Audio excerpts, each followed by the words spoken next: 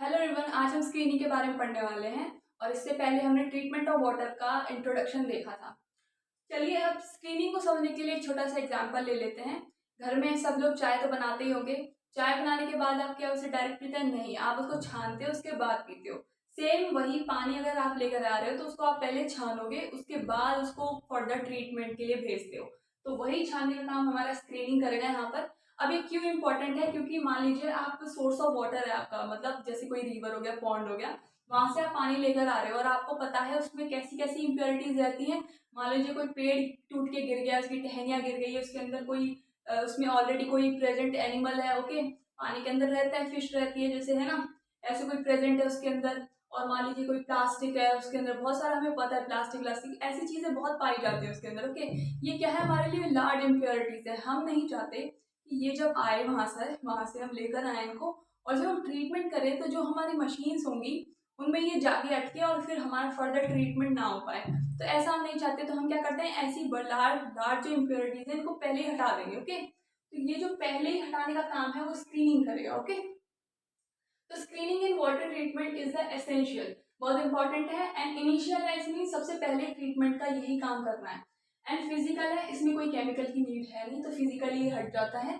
And process of removing large solid debris such as कोई leaves हो गए, plastic हो गया, wings etcetera from raw water, okay.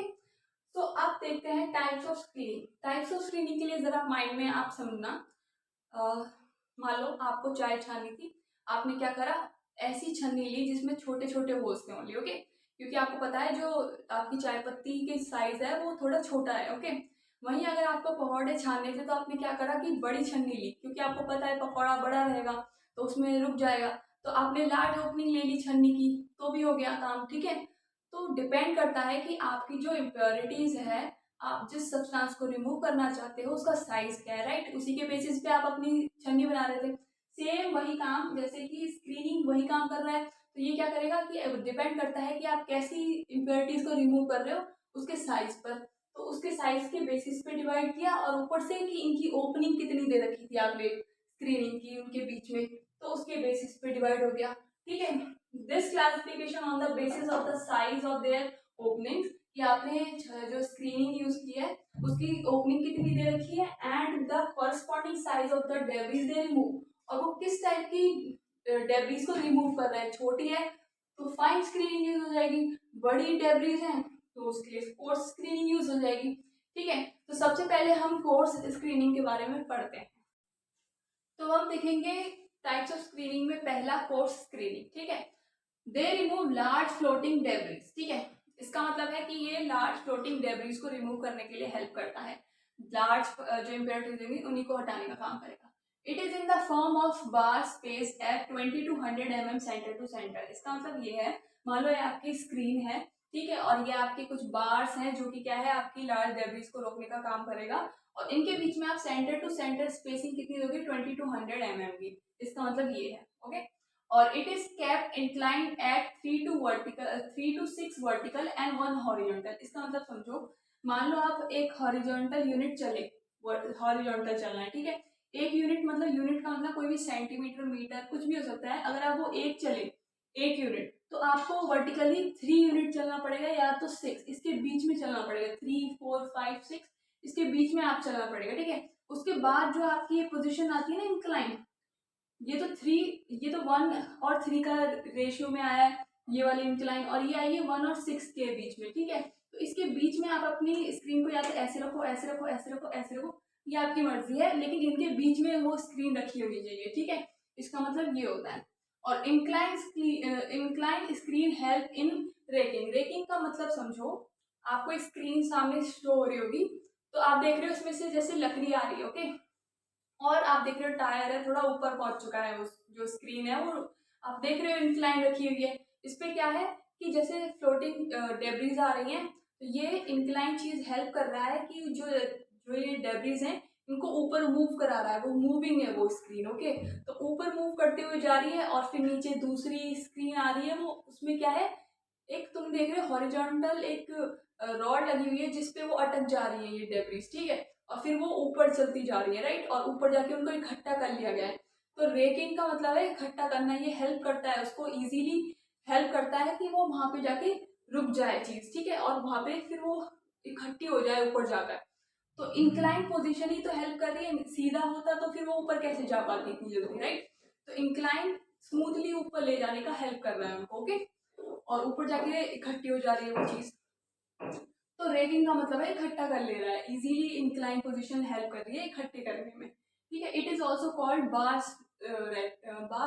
Screening, इसको बार स्क्रीनिंग भी कहा जाता है, ओके। तो अब हम पढ़ेंगे इसका second type which is fine screening, okay. तो हम पढ़ने वाले हैं सेकंड टाइप जो है फाइन स्क्रीनिंग। तो फाइन स्क्रीनिंग में क्या होता है, दे रिमूव स्मॉल डेब्रिज, छोटी छोटी डेब्रिज को रिमूव कर देगा ये, और it is in the form of wire mesh with opening less than 10 mm। ये वायर का एक जाल जैसा रहता है जिसमें ओपनिंग कितनी दे रखी होती है, 10 mm की, okay. Under normal treatment condition fine screens are generally avoided. अब ऐसा इसीलिए है, फाइन स्क्रीनों को जनरली अवॉइड किया जाता है। जरा एक इमेज देखो, ठीक है, आपको दिख रहा होगा इसमें कि ये जो स्क्रीन यूज करी है यहाँ पर, इसमें स्पेसिंग बहुत ही कम दे रखी है, ठीक है। अब इसकी वजह से क्या होगा, पानी आएगा, उसमें स्मॉल लार्ज हर टाइप की डेब्रीज रहेंगी, ठीक है, उनको इम्प्योरिटीज रहेंगी, जो लार्ज इम्प्योरिटी स्मॉल इम्प्योरिटी दोनों टाइप की रहेगी। हम क्या करेंगे, वो सब आएगी, ठीक है, आ गई, उसने रोक भी दिया, दोनों को रोक दिया, इतना सही है कि दोनों को भी रोक रहा है, फिर भी हम इसको यूज नहीं कर रहे हैं।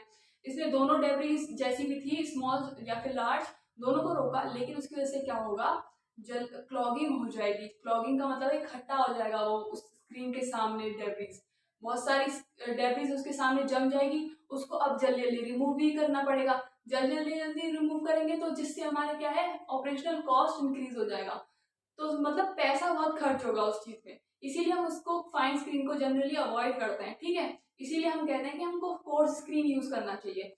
अब आप सोचोगे कि कोर्स स्क्रीन यूज करेंगे तो फिर जो फाइन, जो हमारी छोटी डेब्रीज हैं, इम्प्योरिटीज हैं, वो तो अंदर चले जाएंगी, उनका क्या होगा, उनका हम बाद में जब बाद में ट्रीटमेंट करेंगे तो वहां पे हम उनको रिमूव कर देंगे, ठीक है।